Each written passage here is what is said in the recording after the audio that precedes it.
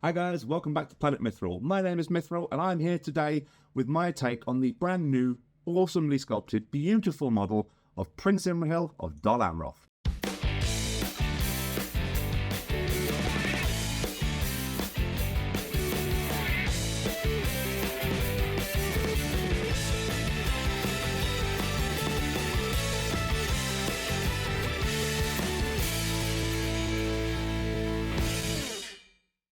Well, what a sculpt glow up this gentleman has had. Going from the fairly rigid old one-piece metal model with the, I quite like the old metal mounted variant, I must admit, but through to this brand new model here, which I'm going to be showing you today to paint. This is a stunning sculpt. I've been looking forward to this coming out since it was first previewed online, and I was super happy to get him painted up and to share my recipe with him for you guys today. There's a lot of absolutely beautiful, crisp blues and even crisper whites on the model, which are going to be intermingling with some shiny armour, which has got a subtle hue of blue, which runs through the entire model to really tie it together in that Dol Amroth aesthetic. The details on this model are super crisp and super well defined, so they're going to take the paint really, really well. Now, I will be tackling this model slightly differently today. This is just in the ilk of me trying to readjust the painting tutorials. So what I've done, I have done two separate parts of this video. The first three steps are going to show you how you can bring Imrahil to life on the tabletop simply with a base stage, a shade, and then one layer stage. And then the second half of this video is going to be me taking him a little bit further, as I would do for myself, and show you how you can get the best out of this sculpt, bringing your Imrahil up to exhibition and showcase standards. I also haven't bothered showing you all the painting of the horse. A lot of the recipe is the same across both models. The details that aren't on the foot model itself, the lance and the horse specifically, I have detailed in the relevant sections, but I haven't painted all the blue cloth on camera for the horse or the armour, because it's basically the same recipe as the foot variant is there. So just use your best judgment, and working out where these colours need to go really won't be challenging. But that is more than enough waffle from me this morning, guys. I'm super excited, brushes ready, and let's get painting.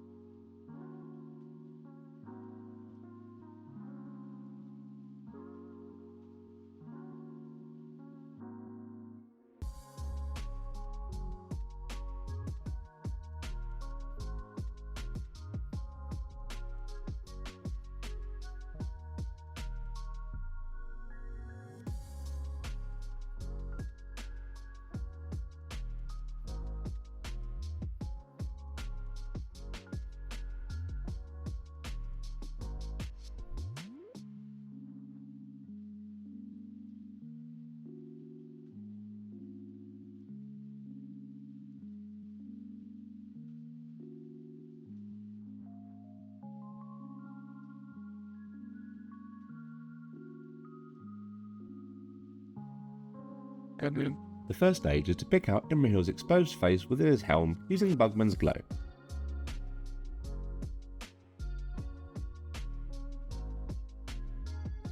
The small tuft of hair poking out from the back of the helm is now being base coated using Thondia Brown. All of the armour plating now and giving a base coat using Iron Hand Steel. This includes the helmet, chest piece, greaves, braces and fold. You may want to water this down slightly for smoother coverage. As metallics dry, they can get a little bit streaky, which we really don't want.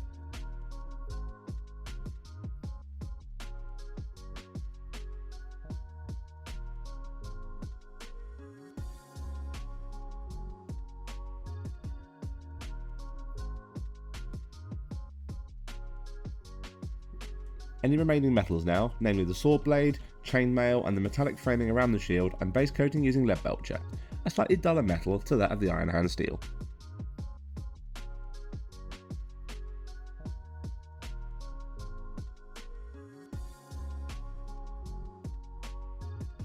Now for those beautiful, vibrant blues, the cloak and shield outer are now being given a base coat using Keldor Sky.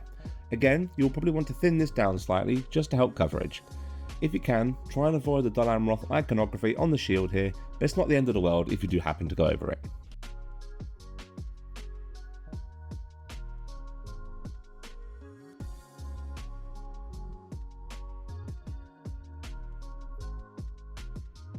Now the white sections can always prove daunting, especially on a model with such a rich colour palette, and they have to stay as crisp and clean as possible.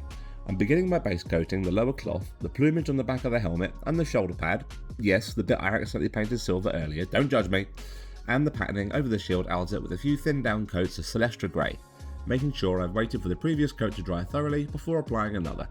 There's a line around the cloak reverse too, which I've decided to pick out with Celestra at this point as well.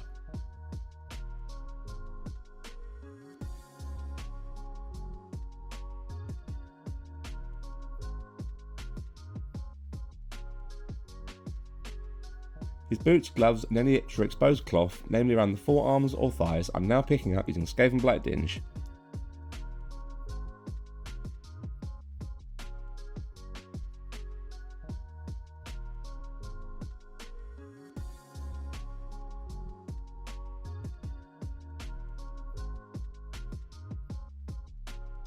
The straps, belts and the wooden reverse of the shield are now being base coated using Dryad Bark.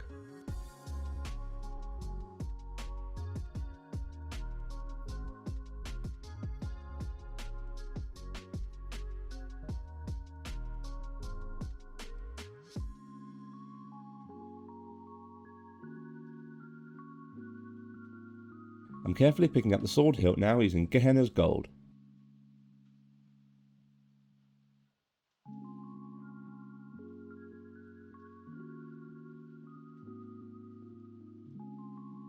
The ribbons underfoot are being base coated using Rakarth Flesh.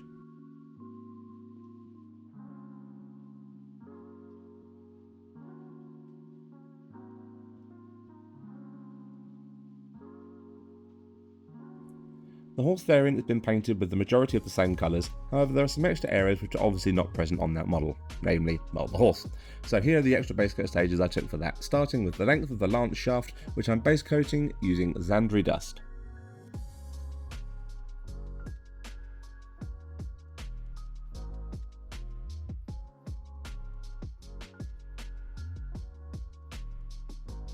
There are an awful lot of exposed horse parts, it's mainly covered by that glorious blue coat.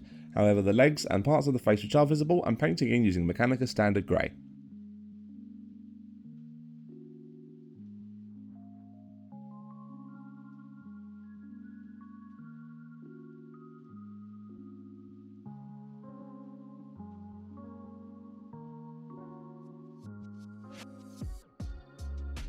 And finally picking out the horse's tail with a 1-to-1 mix of Mechanica Standard Grey and Abaddon Black.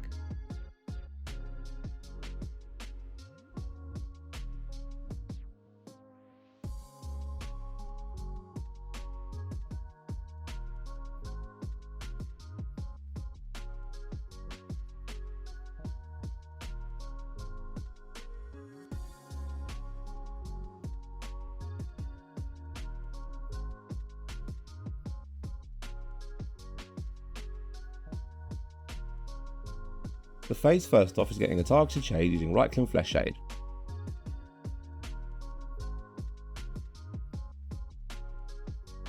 All the armour plating as well as the white sections, mainly the plumage and feather details, I'm being given a shade using some heavily diluted Tyrant Blue. I'm looking to stain more than shade these areas here. I certainly don't want my armour or white sections to actually become blue, but they do need some depth and this shade works particularly well with the feel of Dol Amroth armour. When this is all dry, I'm applying a second shade, this time just to the armour plating using Nuln Oil.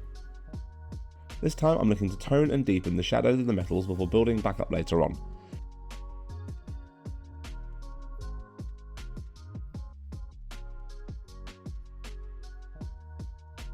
With the mounted variant, this is also being applied to the horse and tail as well at this stage.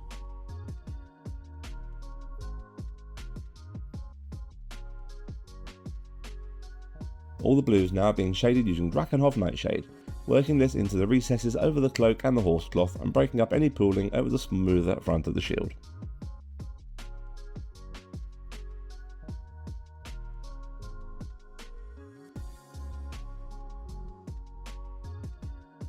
Finally, all the straps, shield reverse, sword hilt and the ruins on the base are being given a targeted shade using Agrak Surfshade.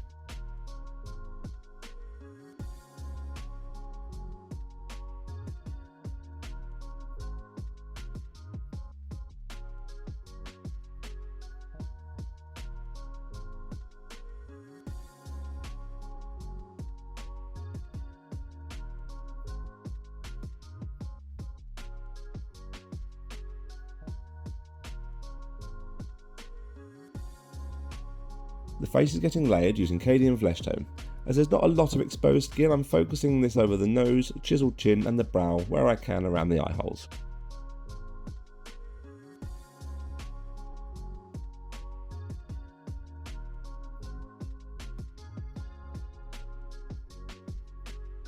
All the metalwork now is being layered using Runefang steel. I want a really bright, shiny look to Imrahil's armour. The gleaming silvers of the Swan Knights of Amroth are unmistakable on the battlefield. You can see how I'm trying to focus on the edges of the platework where I can, letting the shine and tone of the Iron Hand steel show through underneath. There's a very subtle blue hue from the Tyrant shade will complement the much starker upper tone of the Runefang steel really well. By keeping the layer paint the same across all metals here as well, I'm helping to unify different aspects of the whole model and tie them together a little bit more.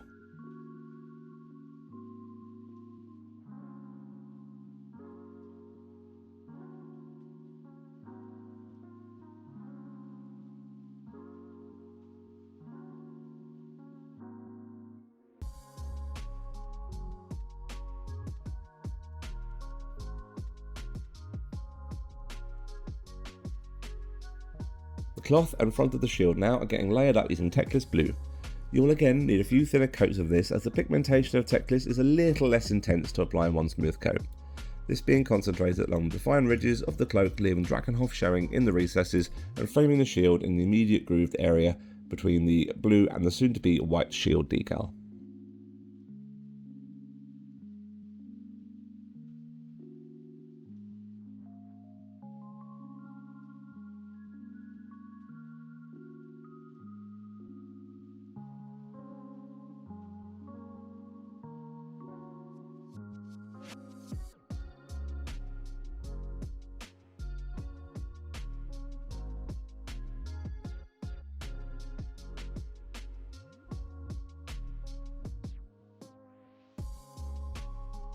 Now for one of the most challenging and honestly the part which will test your patience the most. It certainly did mine. The next step is to apply a layer to all the feathers and white cloth using Ulthuan Grey.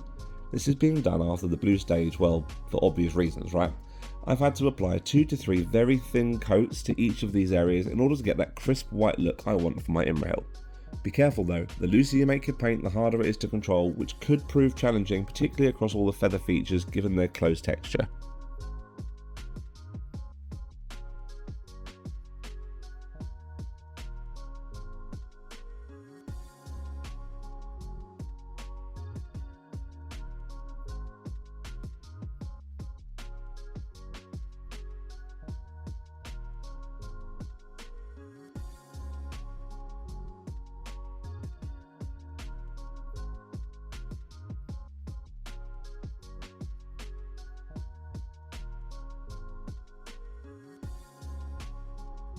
The straps, belts and wood grain texture on the shield reverse now are being layered using Gorthor Brown.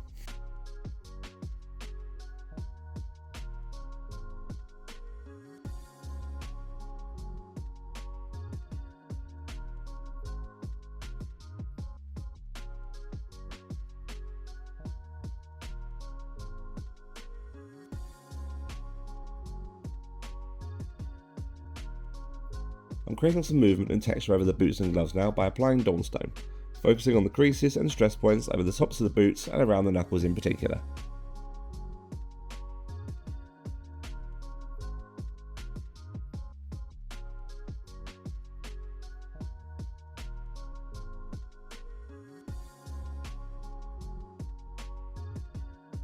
The hilt is now being hit quickly with some Skull Crusher's brass. Nothing too audacious given the very steel, almost colder colours we've been using for the most part so far.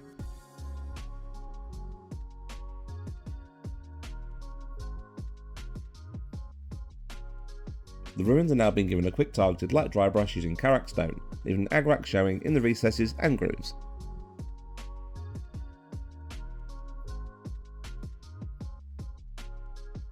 The horse itself now is being layered up using Dawnstone, paying particular attention to how the muscles and tendons ripple down its legs, defining the snout and ears as well as picking out the hairs that sit just above hoof level.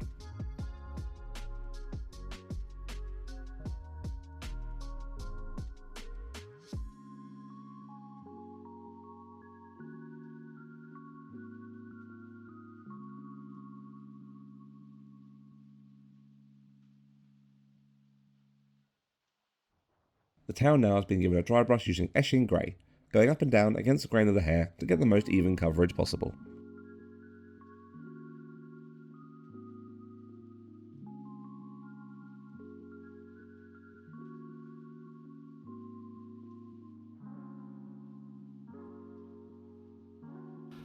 And there you are, an absolutely epic looking tabletop standard ready Prince Imrahil of Dol Amroth on foot and horseback, ready to lead your Dol Amroth forces to victory against your opponents. Get a little bit of cheeky basing on there and he will look resplendent on the tabletop. Now, the next part of this video, I'm going to show you how I take my Imrahil just a little bit further, focusing more on those more specific details, some freehand techniques and some more blending, just to really lift him up to a showcase standard for more exhibition pieces and display pieces, which is where I want my Imrahil to be sitting for my personal collection.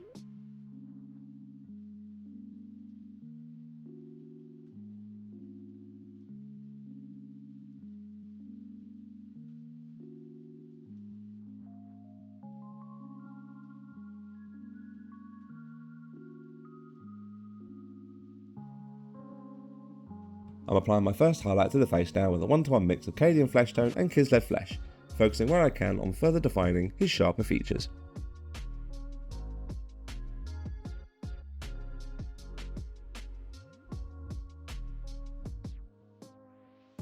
This is followed by a final highlight using Kislev flesh. This is being focused mainly on the tip and bridge of the nose and the end of his chin.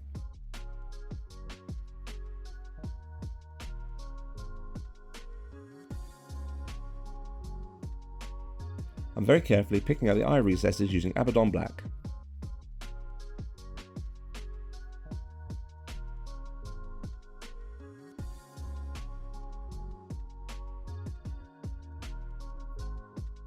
And finishing off the look of the eyes with 2 dots of pallid bridge flesh either side.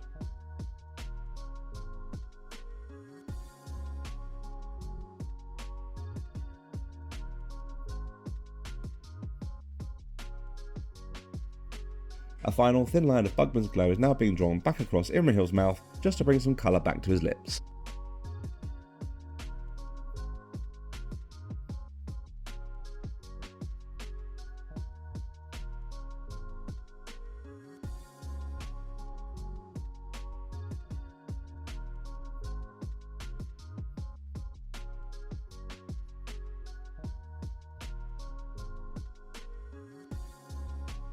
All the leathers and the wood grain texture on the back of the shield is being given an extreme edge highlight with a 1-to-1 mix of Gawthor Brown and Karak Stone.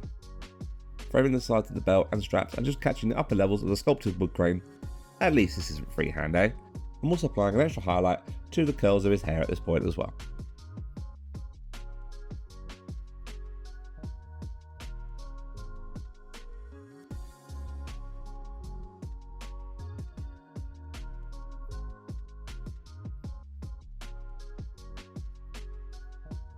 The wood is being given a glaze now with heavily diluted coat of Seraphim Sepia, roughly 1 part sepia to 4 parts paint thinner. The belts and straps are receiving a very similar treatment, this time with Agrak's Earthshade.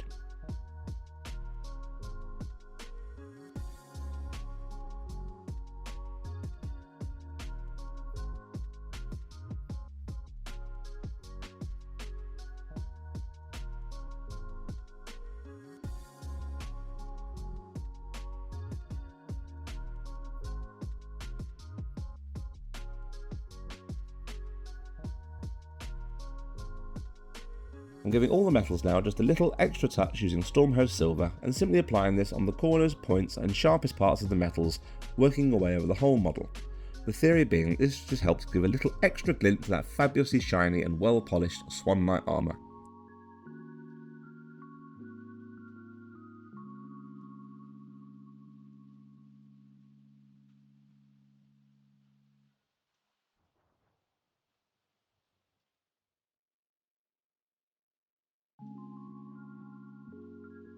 Finally, I'm applying the glaze to all the metals now using heavily diluted Tyron Blue, again 1 part Tyron to about 4 parts thinner, just to help reinforce that subtle blue glow that emanates from the armour.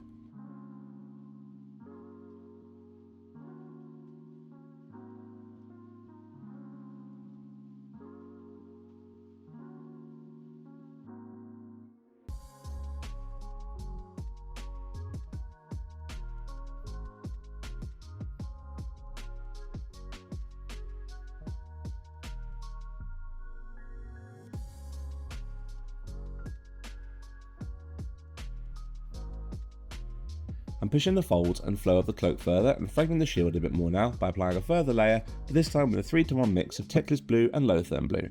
There's a lot of movement in that cloak which will be super easy to capture with careful paint application. The temptation to freehand paint blue wood grain here is unbelievable, let me tell you.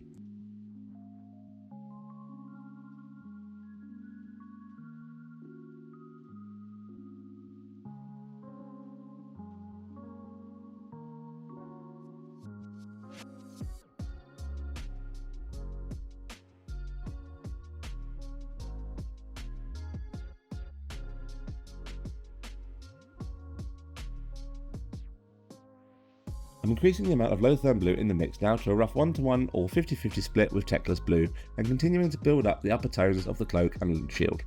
You can see that I'm being a little bit more targeted and careful with my application here, letting the previous layers show underneath to try and blend the shadows through to the lighter upper tones.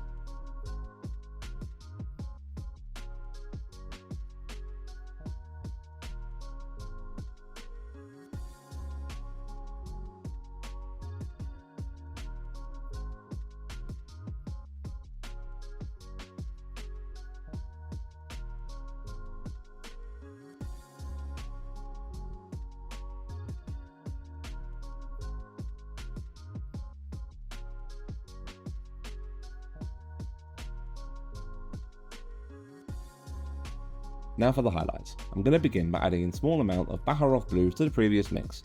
Yes, this does make for a slightly complicated mix, but just look at that blue we're getting here. Absolutely stunning, if I do say so myself. To begin with, I'm operating with a rough 3-to-1 ratio split in favour of the previous layer mix.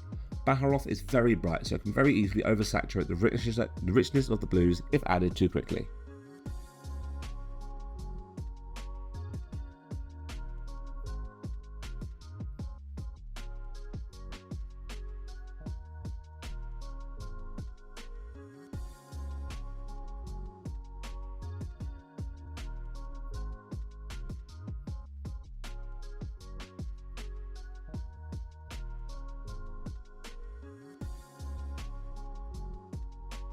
And quite simply, I'm continuing to add more Armoth blue in gradual increments to my mix for each successive highlight stage.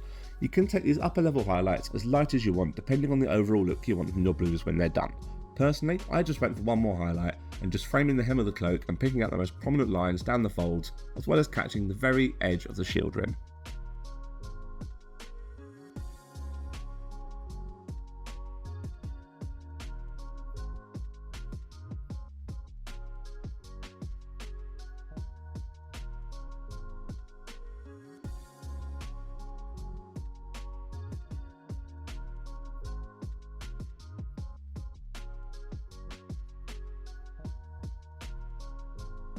The final stage now is to apply another super diluted glaze, again with Tyron blue, just to help tie the layers and highlights together.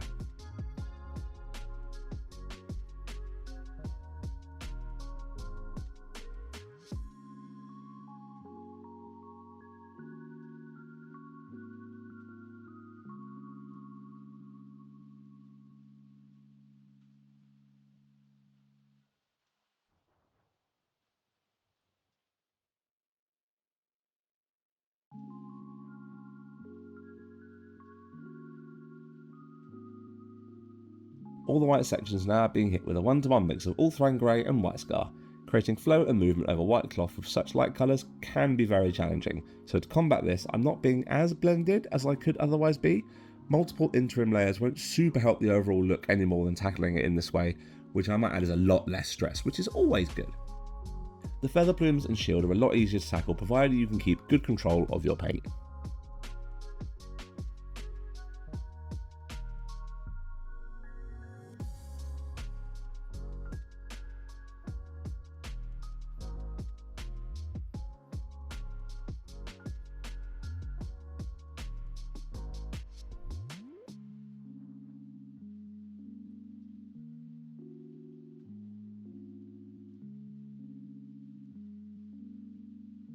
The next stage is to apply a quick edge highlight to the edges of the feather plumes, the shield decals and the upper folds of white cloth using pure White Scar. This nice crisp highlight should just help the edges of all the whites pop that little bit more.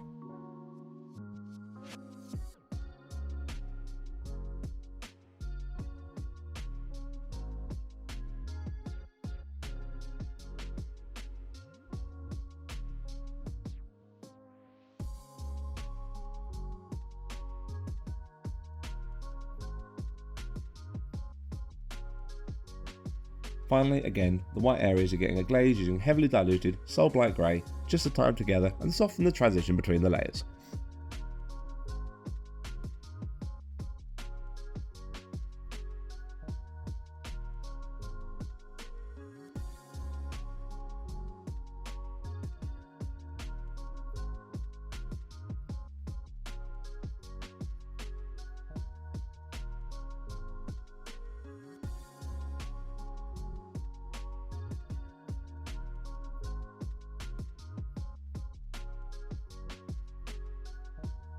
The boots and gloves are just receiving another quick layer, this time with storm vermin fur, just to help reinforce the creases and stress points, which add a lot to the dynamic nature of Prince Imrahil.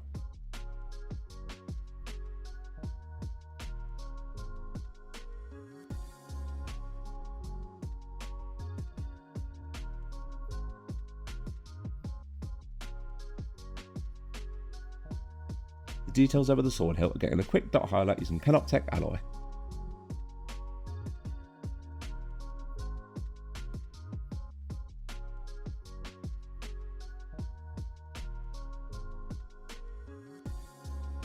This is followed by a glaze using diluted Druchii Violet.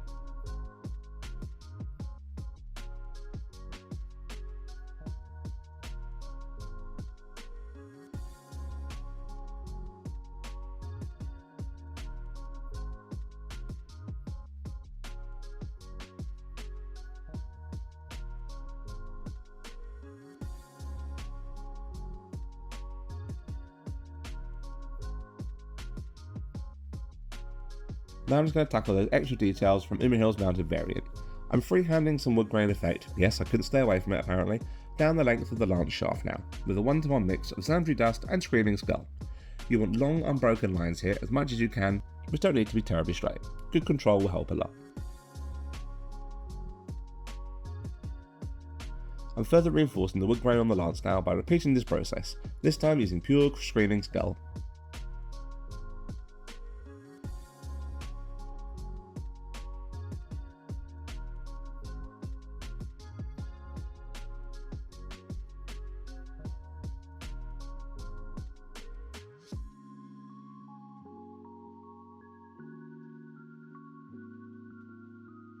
This now gets a final glaze using Seraphim Sepia, just to tie the effect all together.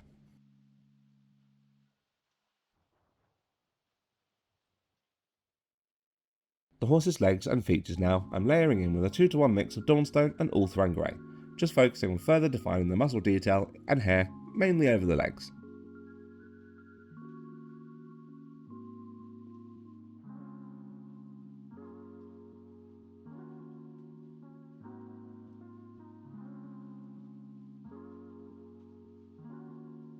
Increasing the amount of Ulthuan Grey in the mix for the final highlight stage.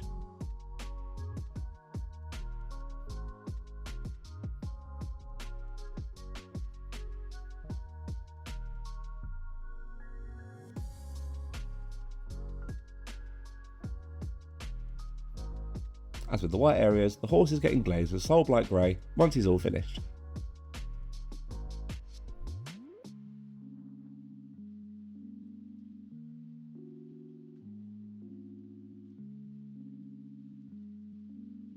Finally, the tail is being dry brush highlighted using Storm Vermin Fur.